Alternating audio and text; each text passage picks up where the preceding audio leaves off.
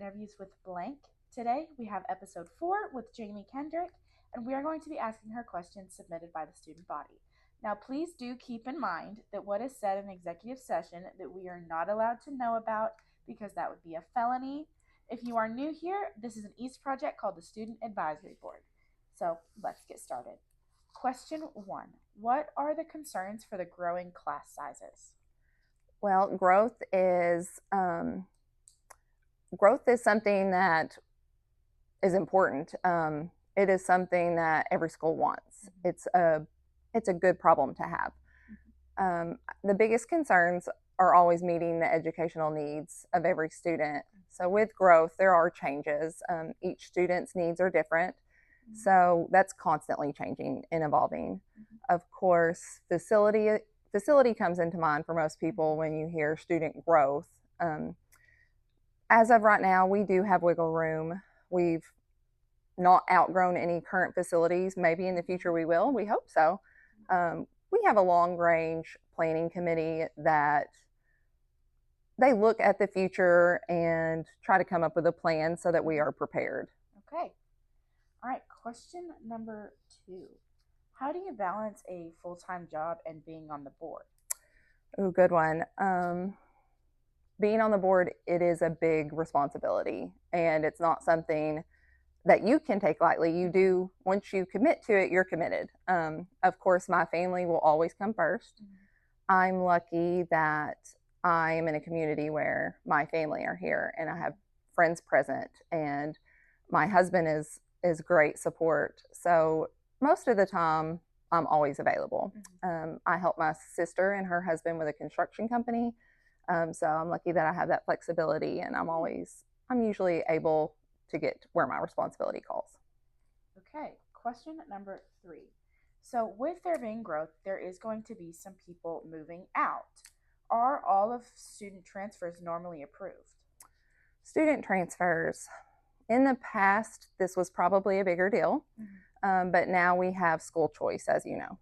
So each spring, if a parent wishes for their child to go to a district that they do not live in, they can fill out the school choice and turn that application in by spring. But in the case that does not happen and they need a transfer, it comes before the board. So we do review each of those case by case.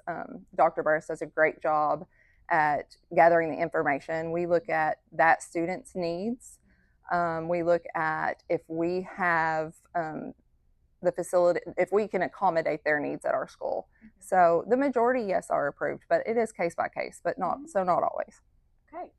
Question number 4. Are there any current changes being talked about updating facilities in the high school specifically? Facilities they're always being updated. Not all updates, are visual. As of right now, I know that there's new talk about some plumbing issues. So that would be an update that not everybody would see. Of course, we have been making updates to our gym. We have the new goals. And then this December, we're getting new bleachers. We have a new agri barn in the works.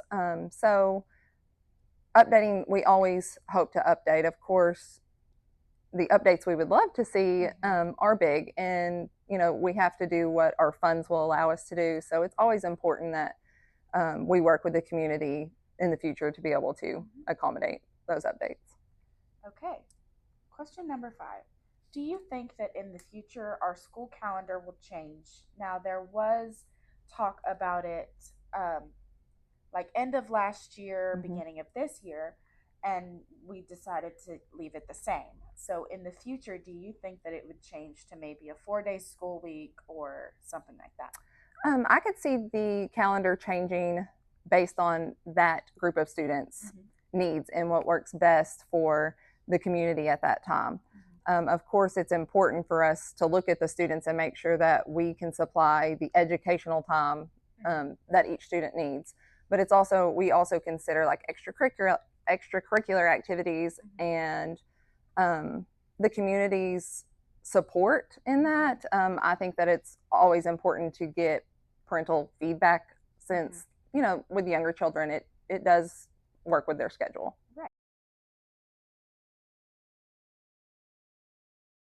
Okay, what has been your most enjoyable thing about being a student in Darnell? Oh goodness. I really enjoy having my family all close.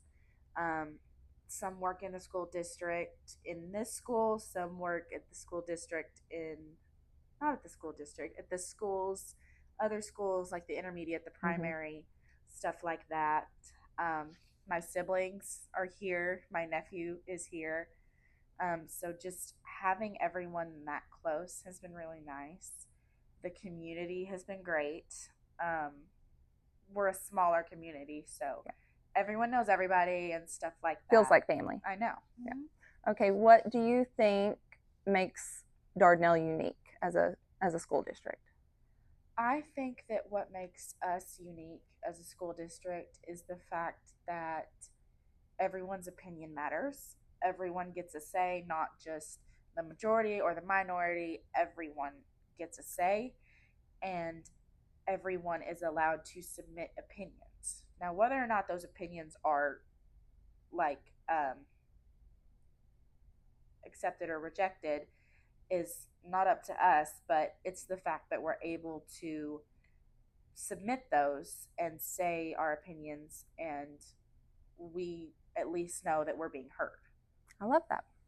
Okay. That's all I have. Is that all you have? That is. Okay. We will see you next week with Justin Bull for episode 5.